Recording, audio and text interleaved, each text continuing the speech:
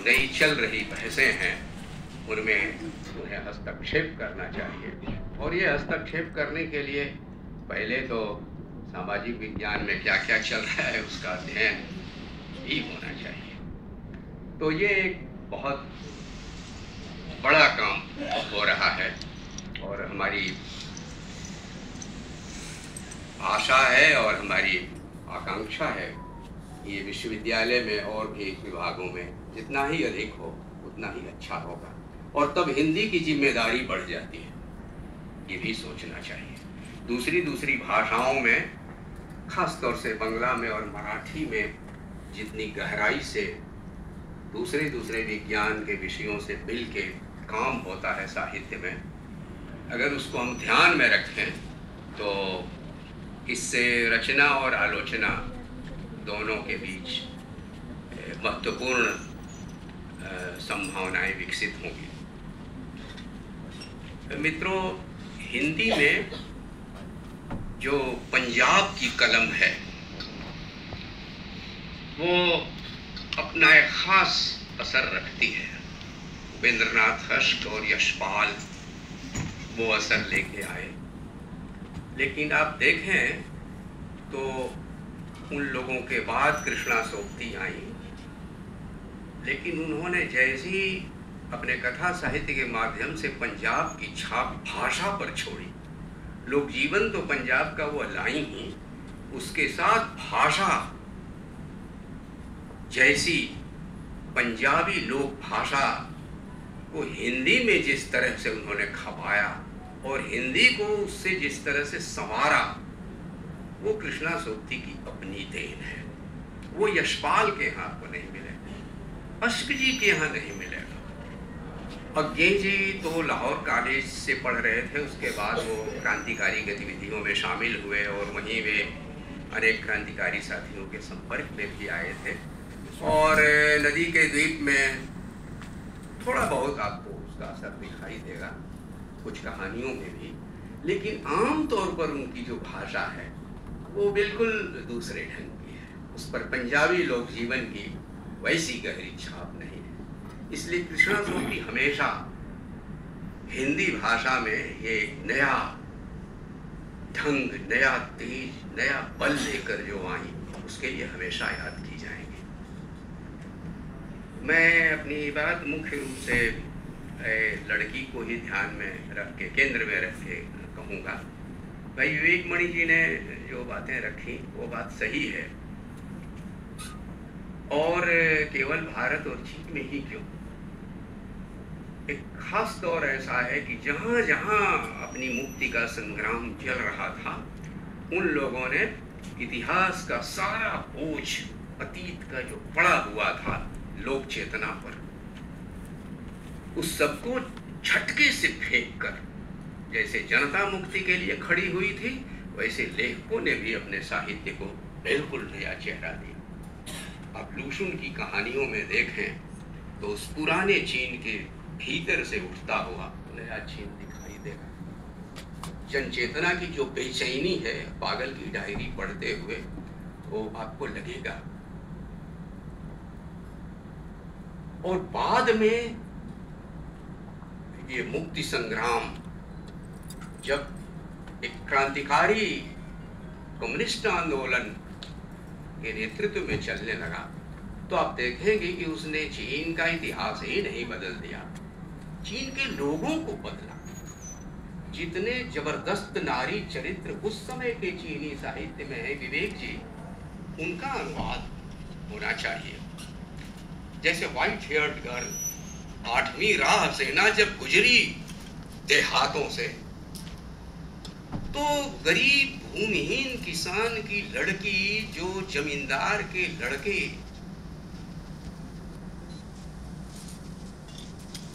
के शारीरिक अत्याचार से भागकर आत्महत्या के लिए निकलती है, लेकिन बहुत सोच समझकर वह केवल वहां अपने कपड़े छोड़ती है, जिससे लोग जान जाएं कि मैं मर गई हूं, लेकिन वह जंगलों में चली जाती है। और जंगलों में चूंकि खाने पीने की बहुत सीमित विकल्प हैं, और धूप बाहर निकलना नहीं है कि नजर में ना आ जाए, तो सूरज की धूप की कमी से और भोजन में नमक की कमी से उसके पूरे बाल सफेद हो गए थी वह युवती। और तब 8वीं राह सेना उधर से गुजरती, और वहां देवता के यहाँ पूर्णिमा की रात को, चांदनी की रातों में लोग भोग प्रसाद चढ़ाते हैं। तो रात को वो छुप के आती है, और वो जानती थी, उसी गांव की थी तो जानती थी, तो वो प्रसादी उठा करके वो भोजन करती है।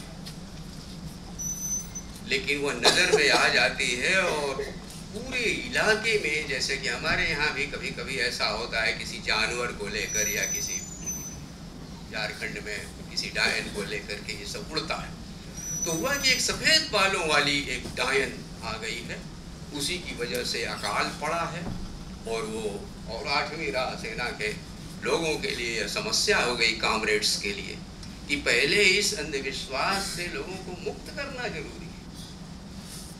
और तब वो जब खोज में लगते हैं और अंततः उसका पीछा करते हैं, वो भाग रही है भोग प्रसादी लेकर के, और वह उस गुफा में प्रवेश करते हैं, तो देखते हैं कि एक बच्चा, उसके रोने की आवाज आ रही है, क्योंकि उससे जमींदार के लड़के से उसको गर्भ रह गया था। और तब वो पहुंचता है पिस्तौल लेके, तुम कौन हो बताओ, और तब वो अपनी पूरी कहानी सुनाती है। और उसके बाद फिर पूरी तरह जनसभा के बीच वो अपनी कहानी लाती है। उस जमींदार के लड़के को लाया जाता है, लोग कहते हैं इसे मार दिया जाए। 8वीं राह सेना के लोगों ने कहा कि नहीं, हम मारने नहीं आए, हम तो इस इतिहास को बदल देना चाहते हैं। एक सभ्यता थी जिसने मनुष्य को भूत में बदल दिया, लेकिन हम एक नई सभ्यता की नींव डालना चाहते हैं जो भूत को फिर से मनुष्य बना। व्हाइट हेयर्ड गर्ल अपने ढंग का अद्भुत नाटक, मैं नहीं जानता कि विश्व साहित्य की चर्चा में कभी उसका उल्लेख भी होता है, और ऐसे ढेर सारे नाटक, और ढेर सारे नाटक। लॉन्ग मार्च अद्भुत नाटक है। तो बहरहाल वो चर्चा आ गई, इसलिए मैं थोड़ी सी बातें ये रख दी। मित्रों, कृष्णा सोबती के कथा साहित्य में ये ऐ लड़की, यह उनके जीवन के उत्तर काल की रचना है। 1991 के अप्रैल मई में वर्तमान साहित्य का एक कहानी महाविशेषांक आया था, शताब्दी कहानी महाविशेषांक। उसमें ये लंबी कहानी छपी थी, और उन्होंने तोल्स्टॉय की तरह कई ऐसी लंबी कहानियां लिखी जो लंबी कहानियां हैं, और दूसरी तरह से लघु उपन्यास हैं, जैसे उदय प्रकाश का अंत में प्रार्थना या मोहनदास। उस तरह से यह लघु उपन्यास ऐ लड़की प्रयोग की भी दृष्टि से और कथ्य की भी दृष्टि से अपने ढंग का बिल्कुल अनोखा उपन्यास है। केवल 2 पात्र हैं मुख्य रूप से, जिसमें माँ बीमार है, बेडरिडन है, बिस्तर उसने पकड़ लिया हुआ है क्योंकि उसकी कमर टूट गई है, और यह टूट जाने से उसने जो बिस्तर पकड़ लिया है उसमें उसको बेडशोर भी हो गए, और उसकी सबसे छोटी बेटी जो विवाहित है वो उसकी सेवा में लगी है, सेवा में घर में नौकरानी भी है। तो पूरी कहानी संवाद में है, एक अद्भुत कहानी जो एक नाटक जैसी भी है। ऐ लड़की, ये उस बीमार, बिस्तर पकड़े हुए, घायल या बीमार वृद्ध स्त्री जो धीरे धीरे मौत की ओर बढ़ रही है, ये उसका संबोधन है, ऐ लड़की। इस संबोधन ही बताता है कि एक खास तरह के अनुभवों की विरासत है जो संबोधित कर रही है नई पीढ़ी को। और मजे की बात है यह जो युवा लड़की है, अविवाहित है, वह सबसे कम बोलती है और जो बीमार है वह सबसे अधिक। इससे भी अधिक ध्यान देने की बात यह है कि वह बीमार औरत बिस्तर से जो उठ नहीं सकती, वो धीरे धीरे मौत की ओर बढ़ रही है, लेकिन उस पर मृत्यु का कोई भय नहीं है। अब इसको पढ़ते हुए 60 के दशक में अज्ञेय का एक छोटा सा लघु उपन्यास अपने अपने अजनबी छपा था, जिसमें ऐसी तरह से केवल 2 पात्र हैं, योगे और सेल्मा। अचानक भारी हिमपात हो जाने से उनका घर एकदम बर्फ से घिर गया है, बाहर निकलना नहीं हो सकता।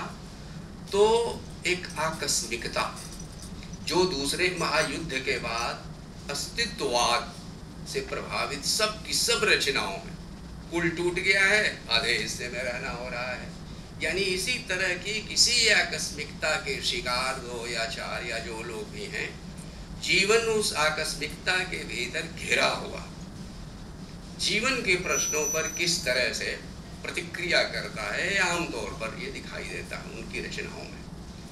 योल के जो युवा है उसको मृत्यु का भय है, वो टिपिकल यूरोपियन कल्चर को प्रतिनिधित्व करती है। जीवन निरर्थक है और मृत्यु का भय। लेकिन सेल्मा जो वृद्धा है, योगे की जड़ें अपनी विरासत में नहीं है और उसे मृत्यु का भय है। सेल्मा की जड़ें अपनी ईसाइयत की विरासत में है, इसलिए उस मसीही आस्था की वजह से सेल्मा को मृत्यु का कोई भय नहीं है। कई बार लगता है जबकि यह कहानी किसी आकस्मिक परिवर्तन के भीतर नहीं घटित हुई है। अगर आप मान लीजिए आकस्मिकता मान लें, एक्सीडेंट को, उसकी कमर के टूट जाने को, तो चल सकता है, लेकिन कुल मिला जुला कर ये पूरा का पूरा उपन्यास अपने वातावरण में अपने अपने अजनबी जैसे प्रयोगों से बिल्कुल भिन्न है। और उसका कारण है वही औरत जो बिस्तर पर है, क्योंकि जीवन उससे छूटता जा रहा है, लेकिन जीवन के प्रति सबसे अधिक लगन उसी में है। उसके सारे के सारे संवाद जीवन के संगीत से भरे हुए हैं। घर के आसपास का गृहस्थी का जीवन हो और चाहे घर के बाहर समूची सृष्टि का जीवन हो, इन सबके प्रति अद्भुत सकारात्मक ललक उसके भीतर है। आप कह सकते हैं उसे जीवन का संगीत।